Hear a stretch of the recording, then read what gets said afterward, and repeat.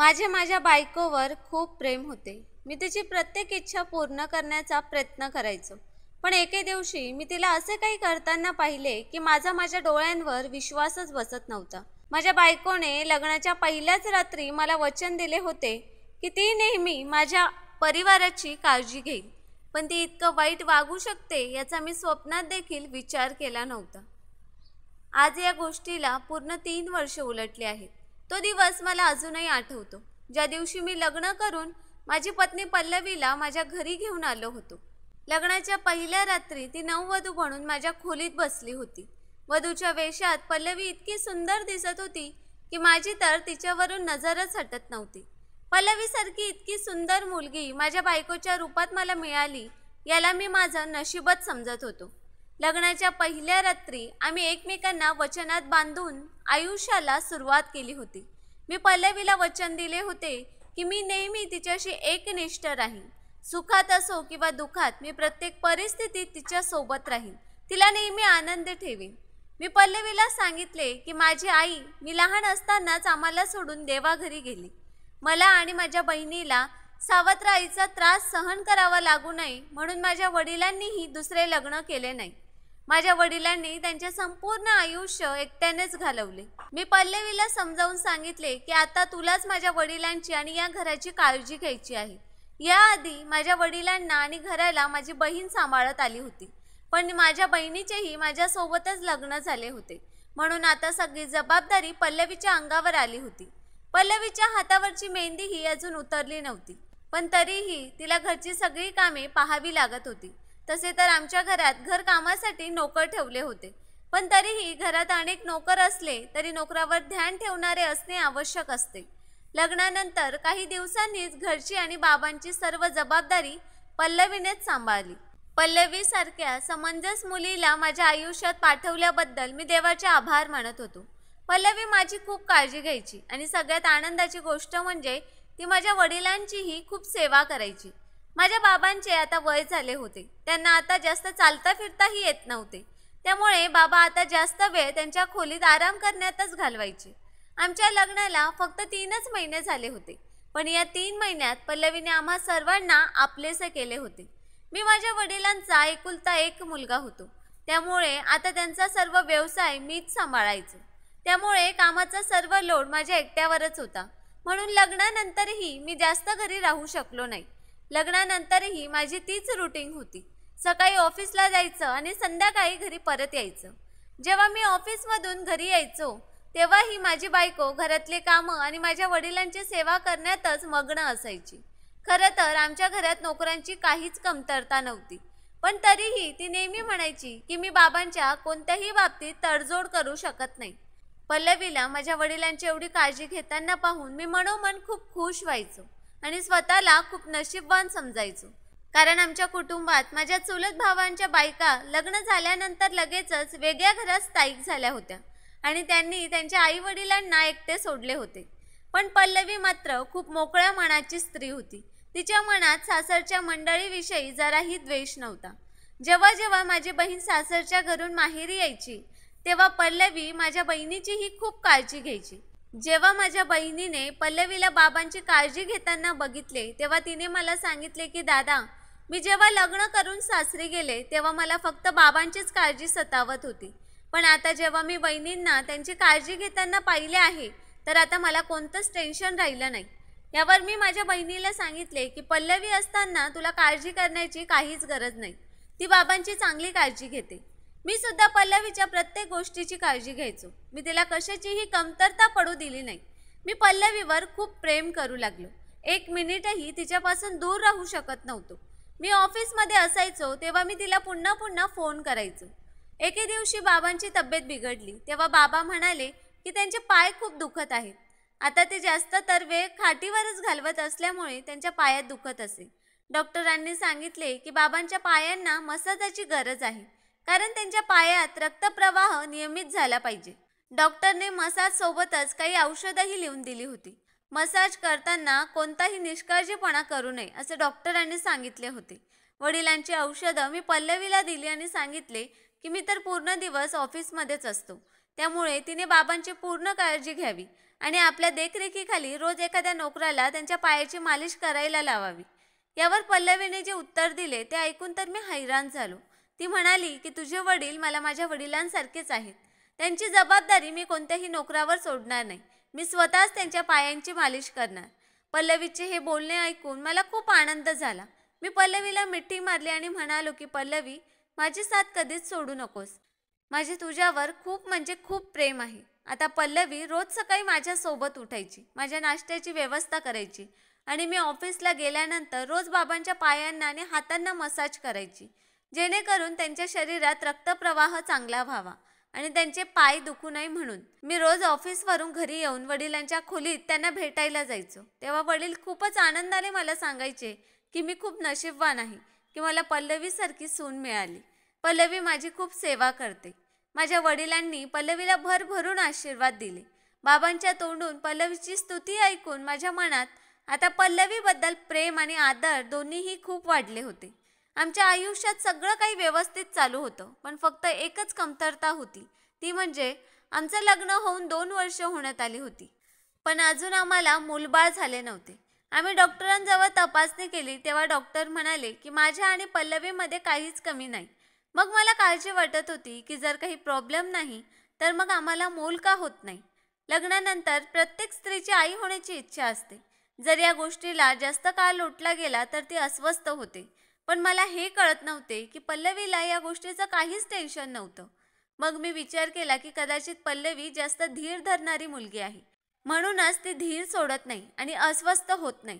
पल्लवी सुंदर आणि हुशार असण्यासोबतच एक सहनशील मुलगी देखील आहे असेच मला वाटले. एके दिवशी माझी तब्येत ठीक नसल्यामुळे मी ऑफिसवरून सुट्टी घेतली. मला वाटले की मी माझा काही वेळ माझ्या बायकोलाही द्यायला हवा, म्हणून त्या दिवशी मी घरीच होतो. पल्लवीने घरातली सर्व कामे उरकली आणि मला म्हणाली की बाबांची मालिश करण्याची वेळ झाली आहे. मी त्यांच्या पायांची मालिश करायला जात आहे. मी पल्लवीला म्हणालो की नाही, तू आजचा वेळ माझ्यासोबत घालव. बाबांची मसाज करायला एका नोकराला सांग. यावर पल्लवी म्हणाली की ती स्वतः बाबांची मालिश करेल. मी म्हणालो ठीक आहे, पण लवकर परत ये. मला पल्लवीबद्दल एक विचित्र गोष्ट लक्षात आली होती की ती बाबांच्या खोलीतून आल्यावर लगेच बाथरूममध्ये जायची. आधी मला वाटायचं की ती कधी कधीच जाते, पण मी तिला एकदा नाही तर अनेक वेळा पाहिलं होतं की पल्लवी असंच करायची आणि प्रत्येक वेळी रूममधून आल्यावर ती बाथरूममध्ये जायची. मी विचार करायचो की असं काय असेल की एक तेल लावून पल्लवी पुन्हा पुन्हा हात धुवायला बाथरूममध्ये जायची. ही काय एका दिवसाची गोष्ट नव्हती. पल्लवी हे असं रोजच करायची. माझ्या मनात एक विचित्र विचार येऊ लागला.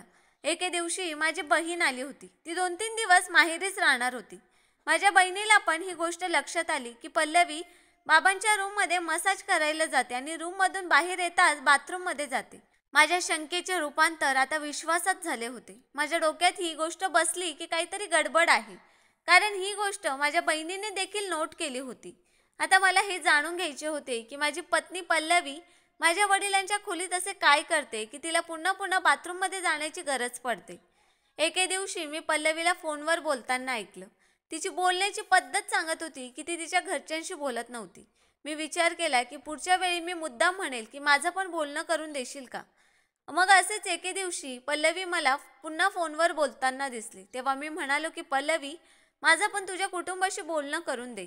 हे ऐकून पल्लवीला पूर्ण धक्का बसला आणि ती म्हणाली की आईचा कॉल डिस्कनेक्ट झाला आहे, तो पुन्हा आला तर मी बोलणं करून देईल. या गोष्टीवर मला शंका आली. आजकाल पल्लवीबद्दलच्या सगळ्या गोष्टी मला संशयास्पद वाटत होत्या.